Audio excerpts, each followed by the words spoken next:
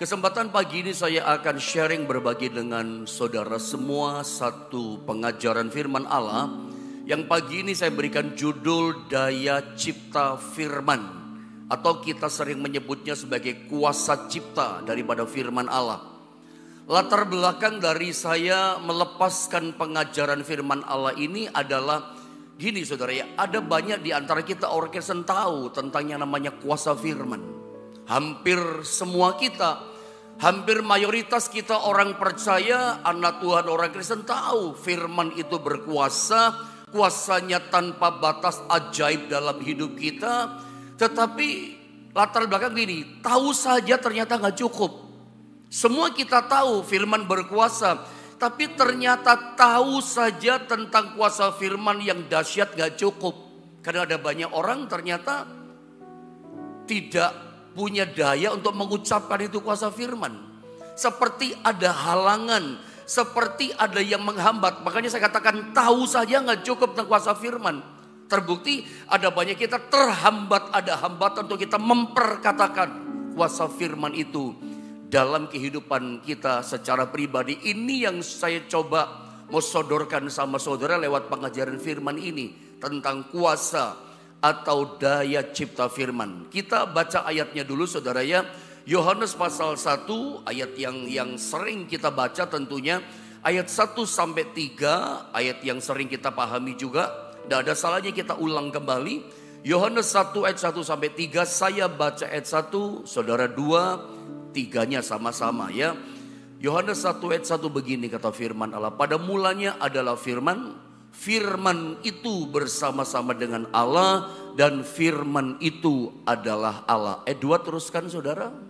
Ia pada mulanya bersama-sama dengan Allah. Ayat 3 sama-sama 2 dan 3.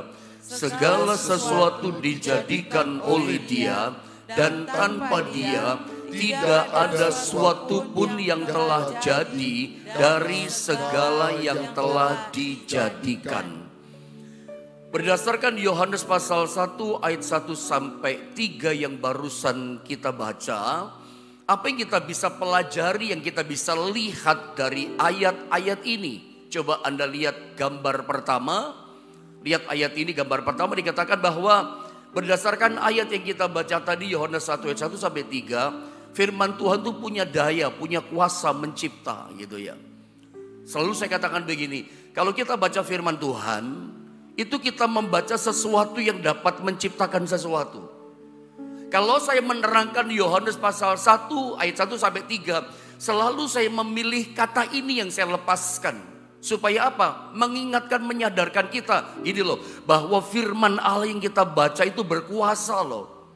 Karena ayat 1 Yohanes 1 mengatakan firman itu pribadi Allah sendiri. Makanya saya berani katakan statement saya begini. Setiap kali kita baca firman Allah, ingat baik-baik. Kita itu sedang membaca sesuatu atau mendengar sesuatu yang dapat menciptakan sesuatu yang baru dalam hidup kita. Berbeda di dunia ini kalau kita membaca semua yang lain. Baca koran, baca surat kabar setiap pagi yang kita baca. Tahukah Anda, berita yang ada di surat kabar itu memang mengisi wawasan kita, menambah pengetahuan kita. Berita-berita kejadian yang kita tidak tahu, kita jadi tahu. Ditambah wawasan kita, pengetahuan kita. Tetapi tetap saja berita isi dari koran surat kabar itu tidak punya daya cipta. Tidak bisa menciptakan sesuatu dalam hidup kita. Sama dengan bacaan yang lain, buku yang lain, komik, novel, bahkan termasuk buku pelajaran yang ada di sekolah. Itu memang berisi pengetahuan, saya sepakat, saya setuju. Buku pelajaran sekolah itu berisi macam-macam cabang-cabang bidang-bidang ilmu pengetahuan. Tapi tetap saja ilmu pelajaran, buku pelajaran yang kita baca di sekolah itu pun tidak mempunyai yang namanya kuasa cipta. Dia tidak bisa menciptakan sesuatu dalam hidup kita.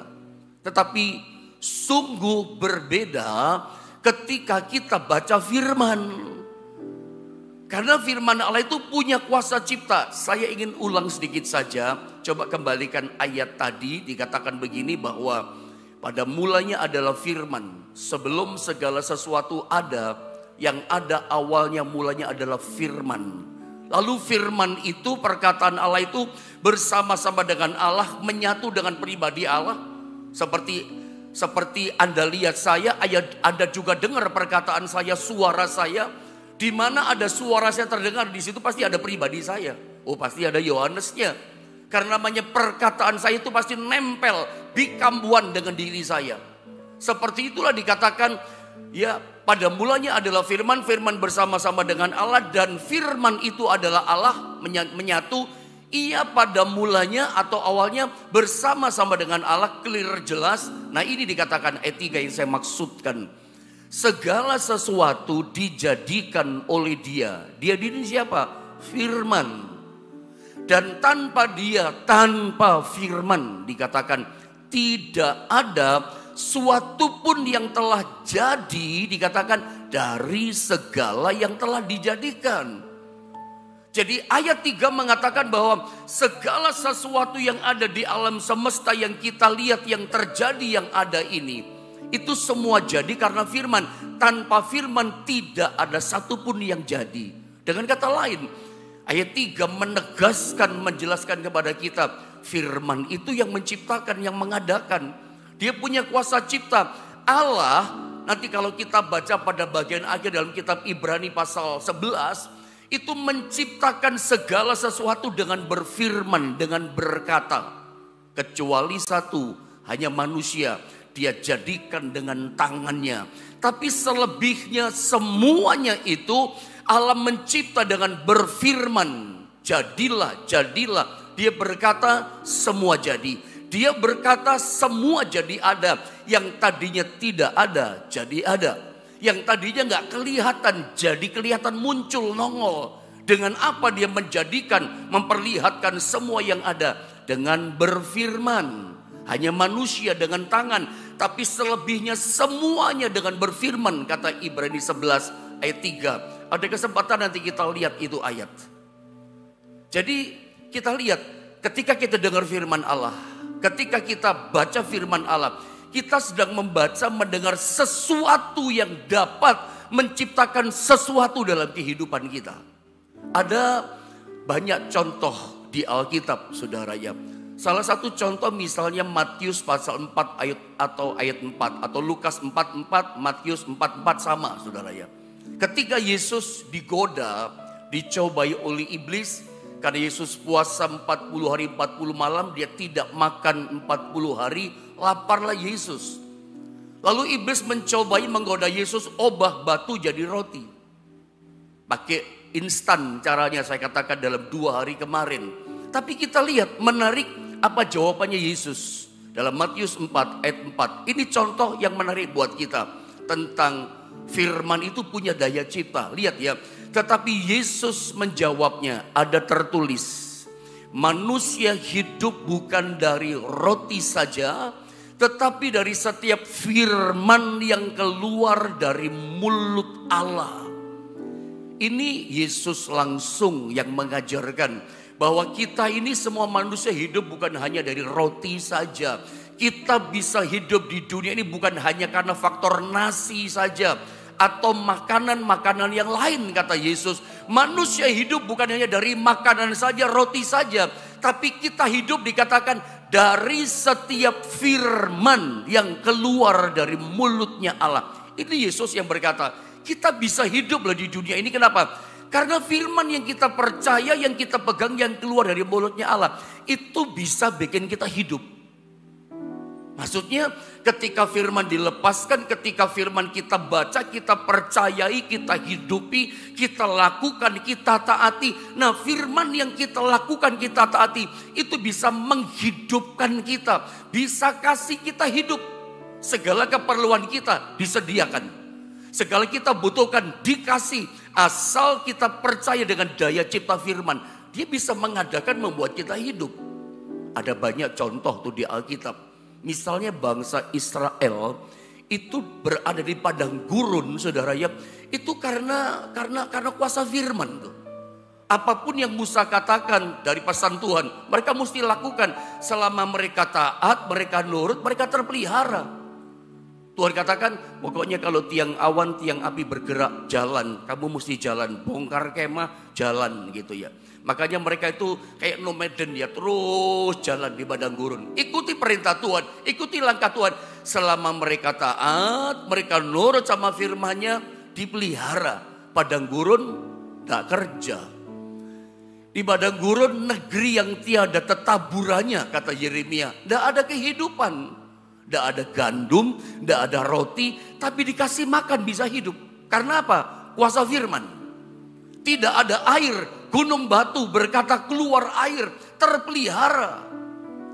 Bahkan ada satu contoh yang tertulis di Alkitab, misalnya dalam Lukas pasal 5, ayat 5 sampai 7, kisah tentang Petrus. Mungkin saya baca sedikit beberapa ayat yang ada, tapi ini contoh-contoh yang otentik tentang kuasa firman. Manusia itu bisa hidup loh, bukan hanya karena makan minum saja gitu. Tapi kuasa firman itu bisa menghidupi kita, bisa kasih kita hidup. Contohnya Petrus pernah mengalami itu. Ayat 5 sampai 7 saya baca ya. Perhatikan saja ayat yang saya baca. Simon menjawab, "Guru, telah sepanjang malam kami bekerja keras dan kami tidak menangkap apa-apa. Tetapi karena Engkau menyuruhnya." Teks lain mengatakan, tetapi karena firman-Mu, perkataanmu, Engkau menyuruhnya, aku akan menebarkan jala juga. Dan setelah mereka melakukannya, mereka menangkap sejumlah besar ikan, sehingga jala mereka mulai goyak. Lalu mereka memberi isyarat kepada teman-temannya di perahu yang lain, supaya mereka datang membantunya, dan mereka itu datang. Lalu mereka bersama-sama mengisi kedua perahu itu dengan ikan hingga hampir tenggelam. Wow, berkatnya luar biasa. 2 perahu penuh dengan ikan. Semalam-malam Petrus katakan gagal total. Bandingkan 1 ekor ikan pun dia gak bisa tangkap. Tapi hari itu Yesus berkata, Petrus, sekarang bawa perahumu ke tempat yang dalam. Itu perintah pertama. Perintah kedua, sekarang Petrus tebarkan jalamu. Walaupun Petrus itu seorang nelayan sejati gitu ya. Dia expert dalam bidang nelayan. Dia tahu secara logika tidak ada ikan ketika matahari terbit udah mulai panas di tengah danau. Semuanya di pinggir. Petrus ngerti nggak ada. Tapi karena firman-Mu Engkau yang menyuruhnya, aku melakukan juga, ditebarkan jalannya. Karena ketaatan pada firman. Firman itu dihidupkan loh buat Petrus. Yang gagal total pekerjaannya, hari itu sukses berhasil menangkap sejumlah besar ikan yang banyak. 2 perahu penuh dengan ikan. Ikan itu kasih hidup Petrus dan kawan-kawannya. Seringkali kita ini kan kalau tidak ada yang dimakan kita takut mati kan.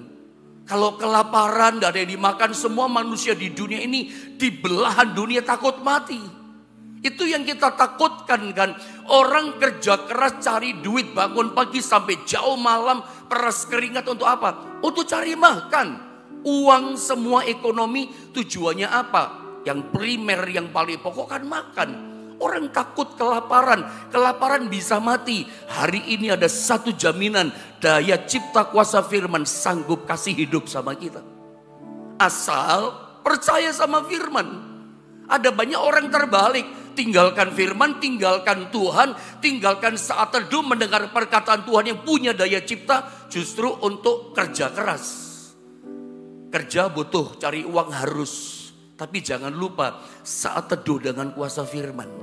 Dengar firman, renungkan firman, apa pesan Tuhan buat kita. Itu yang penting. Seringkali kita gagal hilang di sini saudara. Percayakah kita pagi ini bahwa firman Allah ternyata punya kuasa, punya daya yang sangat kuat, yang besar. Sanggup apa? Kasih hidup kita. Bisa memberikan hidup kita, keluarga kita, ekonomi kita, kerjaan kita, keuangan kita. Petrus terbukti dihidupkan loh, itu ekonominya. Dihidupkan loh itu keuangannya. Karena dia akan jual ikan itu jadi uang. Kompleks saudara ya. Itu kuasa firman. Bahkan ada banyak contoh-contoh yang lain di Alkitab. Bukan hanya contoh ini saja. Kita tahu Matius pasal 8. Itu juga ada seorang yang taat sama firman. Saya gak sempat tulis ya. Itu perwira Kapernaum, hambanya hampir mati, datang sama Yesus minta tolong. Tuhan, hambaku hampir mati, tolong dia. Yesus berkata, oke, aku akan datang ke rumahmu. Yesus begitu mudah diundang. Ada banyak kita berpikir, Tuhan susah diundang. Begitu mudah dia mau datang menolong. Tapi perwira ini berkata begini, Tuhan, engkau gak usah datang ke rumahku, aku tidak layak menerima engkau di rumahku. Dan dia berkata begini, cukup katakan sepatah kata firman saja, aku yakin percaya hambaku akan sembuh. Katakan sepatah kata firman. Saudara, meskipun satu kata saja firman sederhana, tapi kalau Anda percayai, Anda hidupi, Anda taati, firman yang sederhana, tidak sesederhana itu kuasanya menolong saudara. Tidak menyederhanakan kuasanya. Meskipun sederhana kata-kata, kalau Anda percaya, dahsyat kuasanya luar biasa. Besar kuasanya bekerja menolong kita. Dia percaya, cukup katakan sepatah kata. Tuhan itu meskipun hanya berfirman sepatah kata, semua bisa jadi ada, semua bisa tercipta. Dan Yesus berkata, aku tidak pernah mendapati iman di antara orang Israel sebesar ini. Lalu kemudian Yesus kasih perintah sama orang ini. Kalau begitu sekarang pergilah, pulanglah, jadilah kepadamu seperti yang kau percaya. Apa yang dia percaya? Sepatah kata firman, satu kata firman, itu dia percaya. Hambanya sembuh. Begitu dia pulang, sembuh hambanya. Ternyata firman pun berkuasa menyembuhkan kita, memberkati kita, bisa menghidupkan kita. Masih ada banyak contoh yang lain. Nah, pada bagian ini saya ingin katakan sama saudara begini. Kita semua tahu saat ini bahwa betapa pentingnya memperkatakan firman. Karena kita itu kan diciptakan serupa kan dengan Tuhan. Cara Tuhan beroperasi, cara Tuhan bekerja itu kan berfirman, berkata. Dia buat sesuatu dengan berfirman berkata, maka semua jadi. Dari kalimat-kalimat inilah kita tahu semua betapa pentingnya kehidupan kita orang percaya memperkatakan firman. Tetapi, nah ini yang saya mau katakan, bahwa tahu saja tidak cukup membuat kita memperkatakannya. Saya berharap Anda bisa mulai menangkap dan merenungkan kata-kata ini. Tahu saja firman itu berkuasa gak cukup. Tahu saja bahwa betapa pentingnya, dahsyatnya memperkatakan perkataan firman lewat mulut kita. Tahu saja gak cukup. Kenapa tahu saja gak cukup memperkatakannya? Lihat gambar berikutnya ini. Karena ternyata ada penghambat gitu ya, untuk kita bisa memperkatakan firman Tuhan secara konsisten. Tahu saja gak cukup. Kita tahu betapa pentingnya ya memperkatakan kuasa firman. Tapi tahu gak cukup untuk kita memperkatakan. Karena ternyata ada penghambat saudara ya, untuk kita bisa setiap hari memperkatakan perkataan firman secara konsisten dalam kehidupan setiap kita. Coba kita lihat satu ayat yang legend buat kita, yang sering kita pelajari, sering saya ajarkan sama saudara, Amsal 18 ayat 21. Saya ingin Bapak Ibu Saudara kita sama-sama dong membaca ayat firman Allah ini. Kita sama-sama baca ya. Amsal 18 ayat 21, 2, 3. Hidup dan mati dikuasai lidah. Siapa suka menggemakannya akan memakan buahnya. Saudara perhatikan baik-baik. Saya diberkati, diingatkan, disadarkan kembali dengan kata ini yang jadi rema buat saya pagi ini. Dan sekaligus menjadi satu latar belakang saya membagikan firman Allah ini pada saudara dalam renungan pagi ini. Perhatikan baik-baik dari kalimat yang pertama. Ya, dikatakan hidup dan mati dikuasai lidah. Atau terjemahan lain berkata, hidup dan mati dikuasai oleh perkataan lidah kita, oleh mulut kita, perkataan kita. Jadi Tuhan lewat firman Allah ini mengatakan betapa seriusnya gitu loh setiap perkataan yang keluar dari mulut kita. Betapa bukan disepele dan main-main setiap kata yang keluar dari mulut kita orang percaya.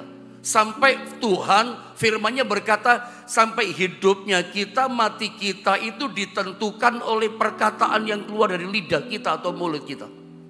Saya pernah ajarkan bahwa sampai dunia kita, hidup kita, masa depan kita itu ditentukan, diubah oleh apa? Oleh mulut kita, perkataan kita. Situasi hidup kita sampai yang di depan sana itu ditentukan, dirubah oleh apa? Oleh perkataan kita. Tetapi khusus pagi ini saya mau katakan gini, Tuhan berkata serius banget mengatakan bahwa sampai urusan hidup mati kita itu ternyata Alkitab katakan itu ditentukan oleh perkataan kita. Tadi di awal kita belajar bahwa Tuhan itu menciptakan semua segala sesuatu dengan firman-Nya. Firman itu punya kuasa cipta. Tentu kuasa cipta yang diciptakan Tuhan tentu saja yang mengandung kebaikan, bukan keburukan, bukan kejahatan. Kuasa cipta Tuhan yang diberikan pada kita itu bukan sesuatu yang jahat, yang menyulitkan, yang menyengsarakan kita. Kuasa firman itu daya ciptanya mendatangkan kebaikan, bukan kesulitan, kesengsaraan yang negatif-negatif, yang buruk, yang jahat. Tetapi di Amsal 18:21 diperjelas di sini. Jangan-jangan ada banyak hal yang menyengsarakan kita, menyulitkan kita, itu karena perkataan kita.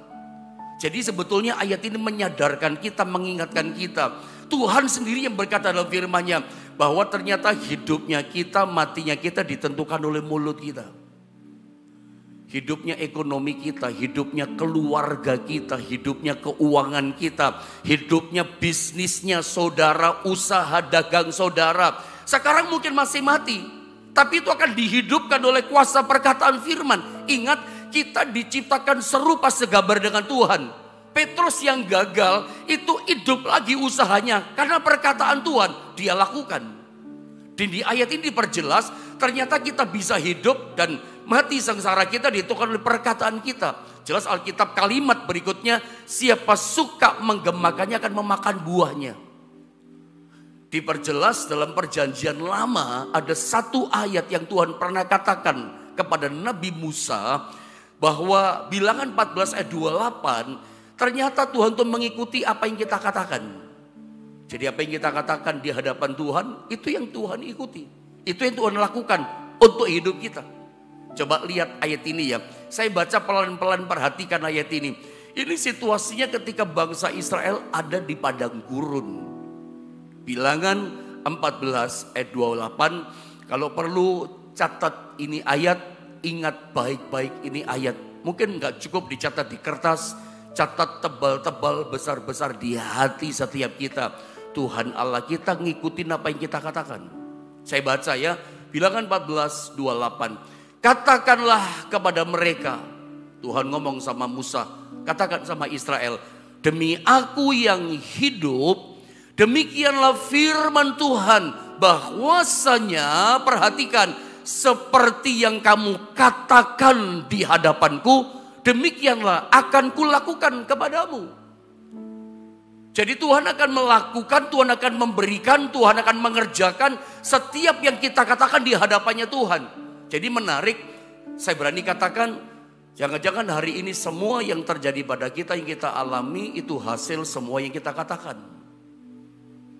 Penerimaan kita hari ini, pekerjaankah, sejahteranya rumah tangga saudara, job-job bisnis yang Anda terima, proyek-proyek yang Anda terima sekarang, itu bukan karena hebatnya saudara. Bukan karena skill saudara saja, skill perlu. Bukan sekedar karena saudara punya relasi ini, kenal itu. Tapi ingat gak, kenapa Anda menerima semua penerimaan kita sekarang?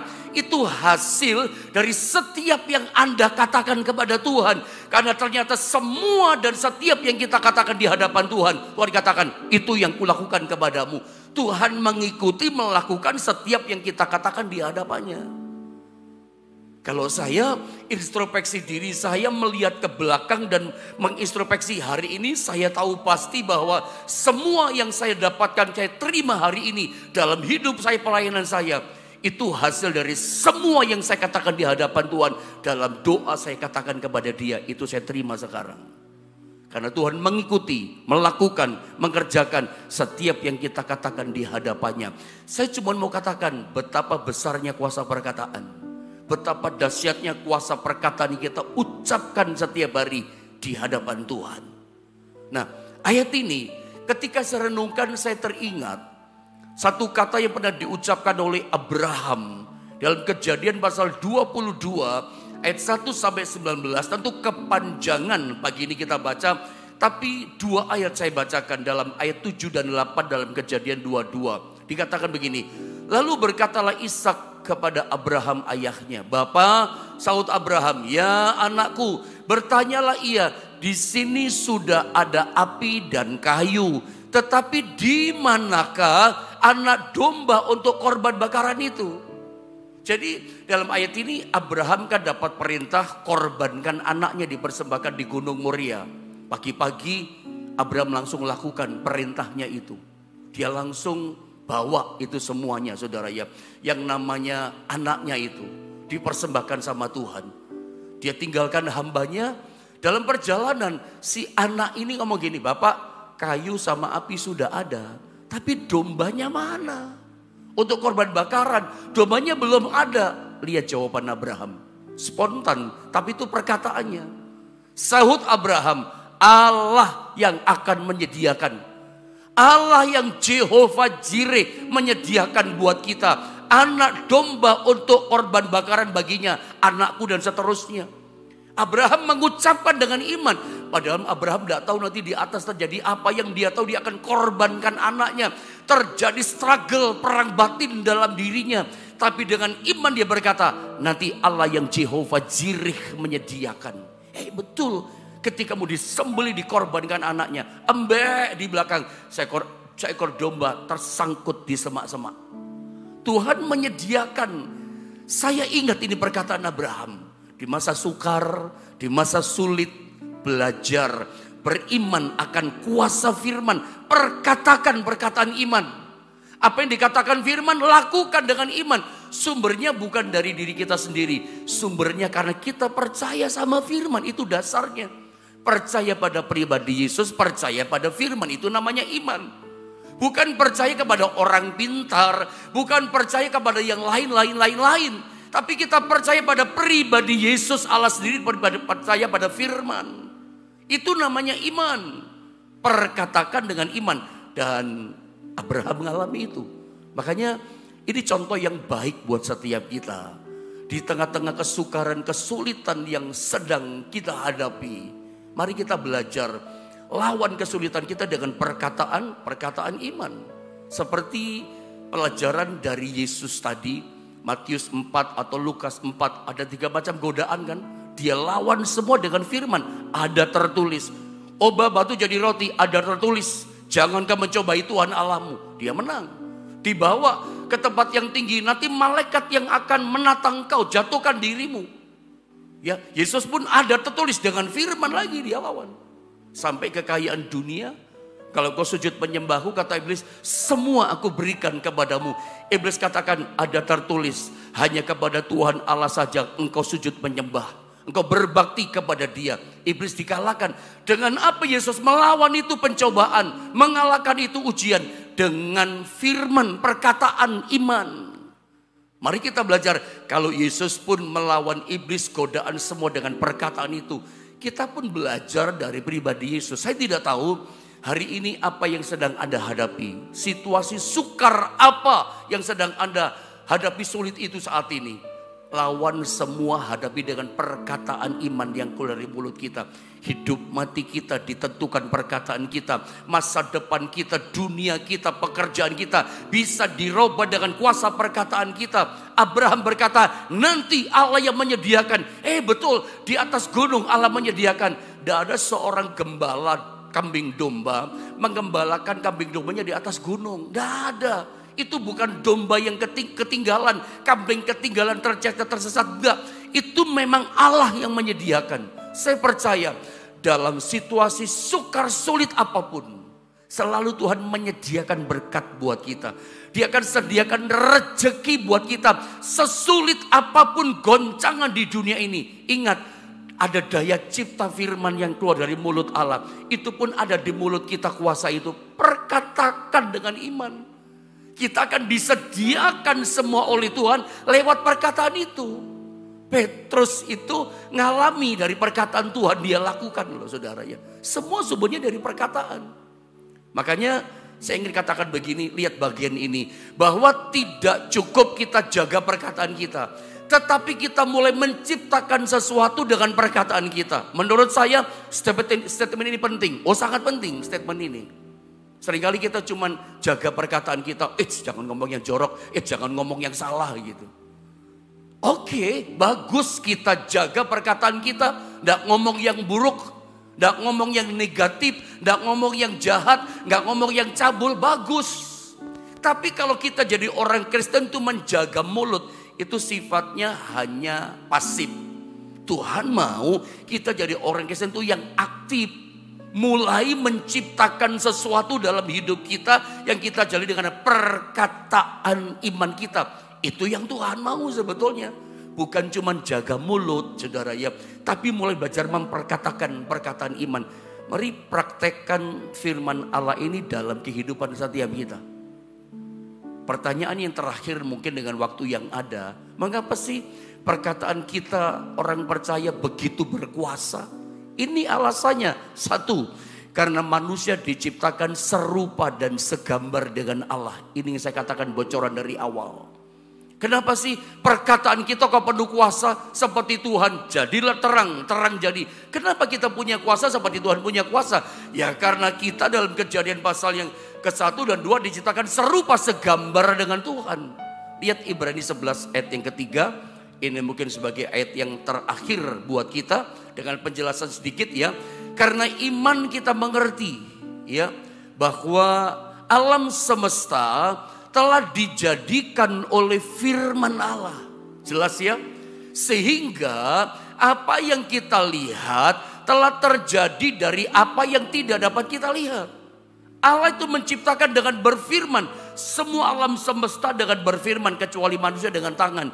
Tapi semuanya itu dengan berkata, jadilah, jadilah, semua jadi.